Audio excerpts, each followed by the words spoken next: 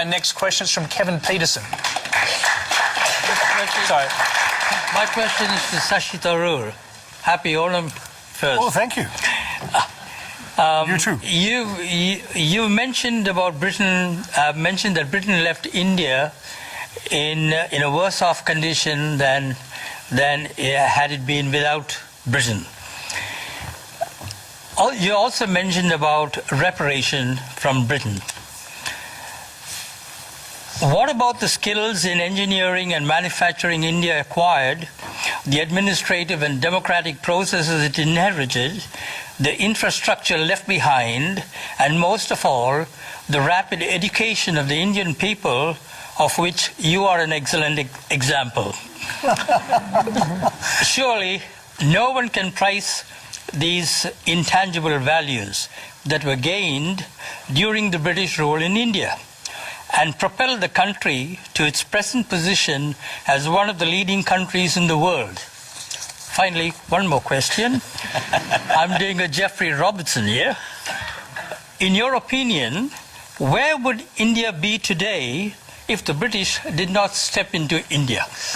Oh, there's a lot there. It'll take the rest of the program to answer. I'll try and touch on it. But this is almost like the American saying to the widow of the American president, apart from that, Mrs. Lincoln, how did you enjoy the play? I mean, you know, really, the British came to one of the richest countries in the world, accounting for 27% of global GDP in 1700, 23% in 1800, and over 200 years of exploitation, depredation, loot and destruction, reduced it to a poster child for third world poverty, just over 3% of global GDP, 90% of the population living below the poverty line when the British left in 1947, a literacy rate, you speak of education, a literacy rate below 17%, and a life expectancy of 27.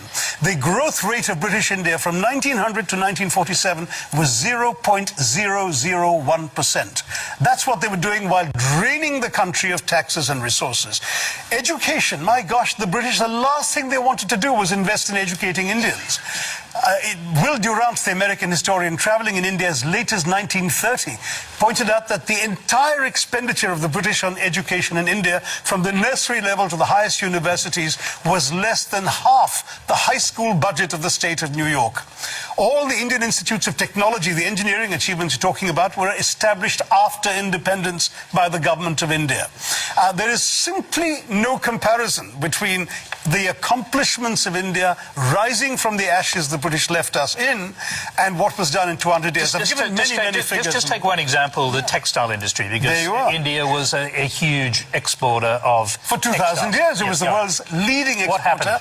In fact, in the Roman Empire, there are debates recorded by Pliny the Elder of Roman senators complaining about the amount of the Roman Empire's gold that was being sent off to India because of the tastes of Roman women for Indian muslins, linens, and cottons. Was it just modernism, the Industrial Revolution that destroyed it, or was it something else? No, that's the excuse that apologists like to make, that, you know, oh, it's not our fault, you just missed the bus for the Industrial Revolution. Well, we missed the bus because you threw us under its wheels, is what I tell the Brits. I mean, the fact is, in the name of free trade, the British came in and destroyed the free trade that had made India a leading exporter of textiles. The British soldiers smashed the looms so people couldn't practice their craft. They imposed punitive duties and taxes on the export of Indian textiles while lifting duties on the import of British cloth. And they achieved a captive market at the point of a gun. This is not exactly free trade, as you can imagine. Cities like Murshidabad and Dhaka in the subcontinent were depopulated. In one notorious incident, weavers had their thumbs cut off, so when the looms were repaired, they couldn't weave again. Textiles were systematically destroyed as an industry by the British, and that's only one example of many. Well, I'm going to quickly go back to our question now, Kevin. Do you accept that perhaps the British weren't quite as benign as you've just suggested? Please read the book, Kevin. There's a lot more there to say. I've got the book. I'll bring Laurie in here. He gave a speech along these lines to the Oxford Union, got wild applause from the students and others sitting around the Oxford Union Hall. And I'm just wondering, have young Brits come to terms with their colonial past? No, we haven't at all. Young Brits of every class have no idea about our colonial past, and that is being deliberately done. We are deliberately denied or kept away from education about the graphic facts of what the British did around the world, including in this country, to the people of this country. The crimes of the British and the crimes that we committed and that were done in our names over 400 years of pillaging conquest is something that we don't like to think about, and yet it is everywhere in modern British history. When people talk about Brexit, it's stunning to me that if you ask British people who voted for Brexit what their major fear is, their fear is that people will come to our country and take our things. And That's exactly. Why? I just can't. It doesn't compute, but we don't know this history. I took history in British schools up to the age of 18, and I got a pretty good grade. And You never learned a line of colonial history, did you? Well, almost everything that you have just said, I learned from your book.